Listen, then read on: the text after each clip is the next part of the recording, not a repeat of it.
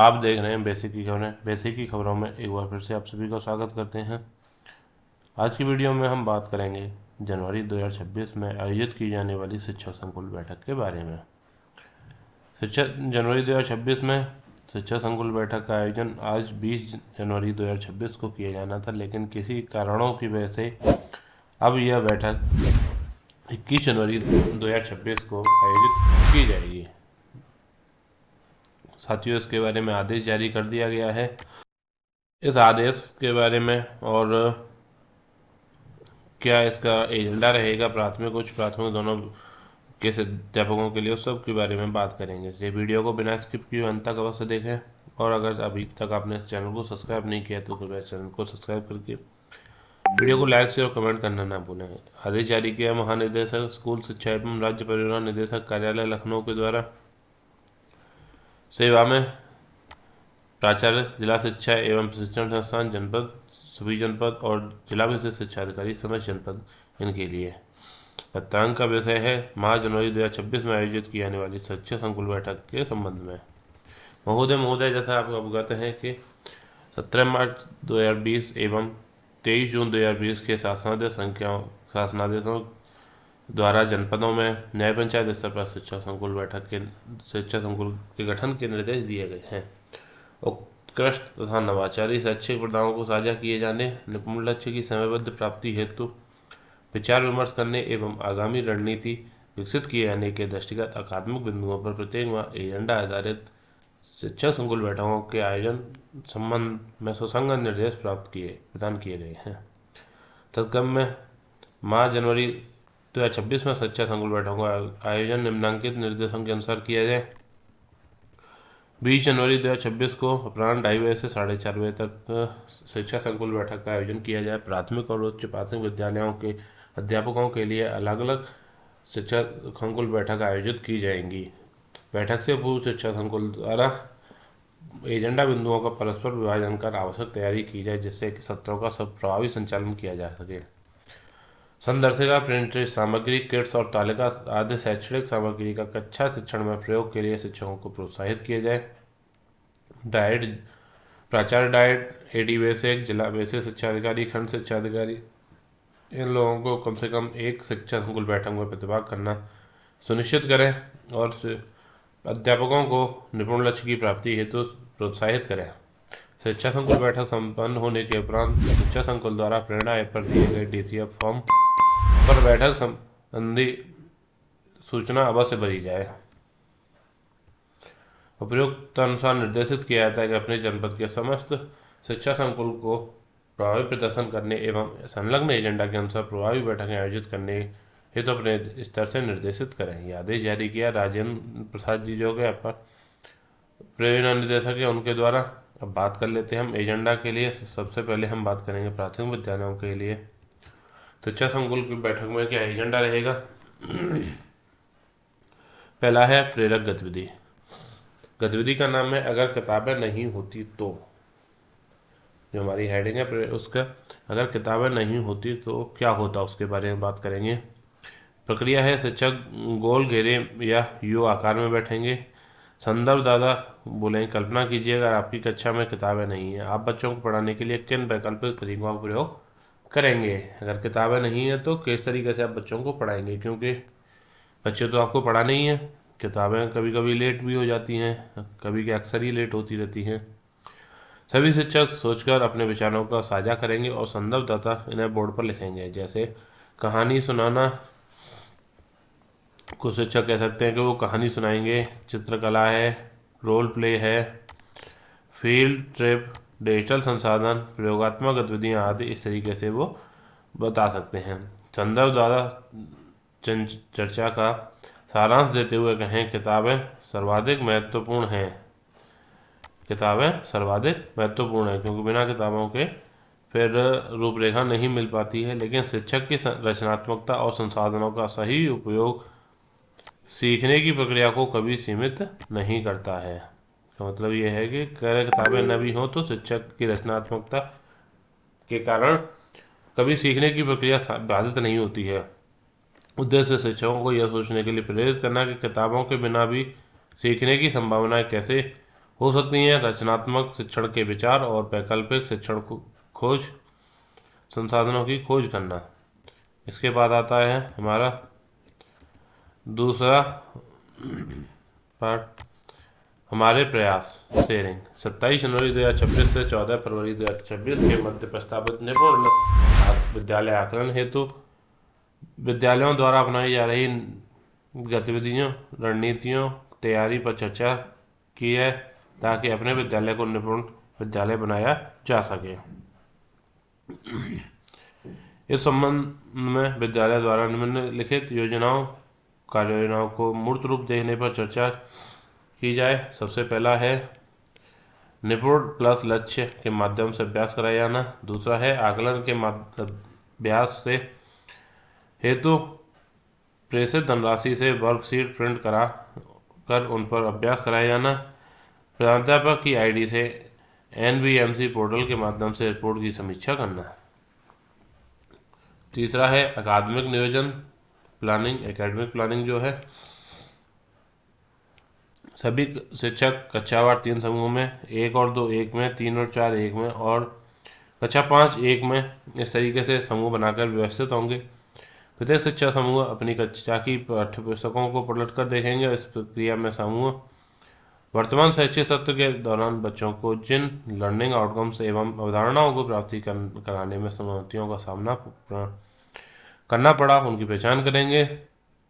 पहचाने गए प्रत्येक लर्निंग आउटकम एवं अवधारणाओं हेतु संदर्शिका का उपयोग करते हुए चर्चा के उपरांत कम से कम एक गतिविधि का निर्माण एवं उपयुक्त TLM की पहचान करेंगे। पहचाने गए प्रत्येक लर्निंग आउटकम के आकलन हेतु कम से कम एक तरीका या उपकरण निर्धारित करेंगे। प्रत्येक समूह से किसी एक सदस्य द्वारा अपनी कक्षा के लिए निर्धारित लर्निंग आउटकम और उनके सीखने तथा आकलन के लिए गतिविधियां शेयर की जाएंगी। शेयरिंग के दौरान यदि किसी शिक्षक का कोई सुझाव या फीडबैक हो तो उसे प्रोत्साहित किया जाएगा। उसका उद्देश्य है वर्तमान शैक्षिक सत्र की शेष अवधि में कक्षावार तथा विषयवार चिन्हित लर्निंग आउटकम पर तैयारी हेतु सटीक लक्ष्य और सुझावात्मक तरीके इंगित किया जाना। नोट दिया हुआ विशेष नोट है, इस पर बात चर्चा कर लेते हैं। चिन्हित लर्निंग आउटकम के सापेक्ष निर्धारित गतिविधियां इस माह की शिक्षक संकुल स्तरीय अकादमिक योजना होंगी, जिन्हें प्रत्येक शिक्षक अपनी कक्षा संचालन हेतु एक अतिरिक्त संसाधन के तौर पर प्रयोग कर सकेंगे। जो लर्निंग आउटकम के सापेक्ष निर्धारित गतिविधियां हैं वह संकुल स्तरीय अकादमिक योजना होंगी और उन्हें शिक्षक अपनी कक्षा में एक अतिरिक्त संसाधन के तौर पर प्रयोग कर सकता है। तो जो भी आउटकम है उसको ध्यान से रखें और इसको क्लास में आपको अलाउ करना है। विभागीय प्राथमिकता सत्र, इसके अंदर हम जो विभाग की प्राथमिकताएं हैं उन पर बात करेंगे। विद्यालय स्तर पर उपलब्ध एवं उपयोग में लाई जा रही श्रेष्ठ शिक्षण अधिगम सामग्री TLMs की पहचान सूचीकरण तथा उनके प्रभावी उपयोग का प्रदर्शन किया जाएगा तथा उत्कृष्ट TLM की सूची एक सप्ताह के अंदर खंड शिक्षा अधिकारी को प्रेषित की जाएगी। जो शिक्षक संकुल है वो अपने शिक्षा संकुल के अंदर जितने विद्यालय हैं वहाँ पर सबसे अच्छे TLM की सूची बनाकर और खंड शिक्षा अधिकारी को भेजेंगे एक सप्ताह के अंदर। खंड शिक्षा अधिकारी द्वारा संबंधित विद्यालयों संकुलों से प्राप्त संकलित सूची के आधार पर श्रेष्ठ TLM की संकलित सूची दिनांक 7 फरवरी 2026 तक जिला बेसिक शिक्षा अधिकारी कार्यालय को उपलब्ध कराई जाएगी। तत्पश्चात जिला से बेसिक शिक्षा अधिकारी द्वारा जनपद स्तर के बेस्ट TLM की संकलित सूची 15 फरवरी 2026 तक राज्य परियोजना कार्यालय को भेजी जाएगी। इसका मतलब है कि जो पहले संकुल शिक्षक भेजेंगे खंड शिक्षा अधिकारी को, खंड शिक्षा अधिकारी अपने पूरे ब्लॉक के हिसाब से भेजेंगे जिला शिक्षा अधिकारी को और फिर जिला बेसिक शिक्षा अधिकारी 7 फरवरी तक 15 फरवरी तक इनको फिर राज्य परियोजना कार्यालय को ट्रांसफर करेंगे। शिक्षक अपनी प्रशिक्षण आवश्यकताओं पर विस्तृत चर्चा करेंगे तथा निम्नलिखित बिंदुओं पर विचार विमर्श करते हुए सूचीबद्ध करेंगे। विषय थीम जिन पर प्रशिक्षण की आवश्यकता है, प्रत्येक चिन्हित विषय थीम हेतु अपेक्षित प्रशिक्षण अवधि जिससे कि विषय वस्तु का प्रभावी ढंग से क्रियान्वयन हो सके, संबंधित विषय के लिए उपयोग सुगमकर्ता के संबंध में सुझाव, प्रशिक्षण के प्रभावी क्रियान्वयन हेतु अन्य सुझाव। तो जो भी 4 पॉइंट है, इसका मतलब है कि आपको किस चीज़ की प्रशिक्षण चाहिए, कितना समय का चाहिए, क्या कौन लोग ये प्रशिक्षण देने के लिए आपके हिसाब से उपयुक्त है, उनका नाम बताएंगे और कुछ अन्य सुझाव भी आप दे सकते हैं। सभी बिंदुओं का संकलन ERP द्वारा 1 सप्ताह की अवधि में किया जाए तथा संकलित सूची BO को प्रेषित कर दी जाए। इसके पश्चात ट्रेनिंग नीड एनालिसिस का BO द्वारा समीकरण करते हुए 1 सप्ताह के अंदर BSA को प्रेषित की जाए। BSA फिर 15 फरवरी तक इसको राज्य परियोजना निदेशक कार्यालय के साथ साझा करेंगे। समस्त विद्यालयों द्वारा इको क्लब फाउंडेशन लाइफ के से संबंधित नोटिफिकेशन फॉर्म पोर्टल पर 31 जनवरी 2026 तक अनिवार्य रूप से अपलोड किया जाए। बैठक के दौरान यूजर मैनुअल निर्देशों के अनुसार प्रस्तुतिकरण किया जाएगा।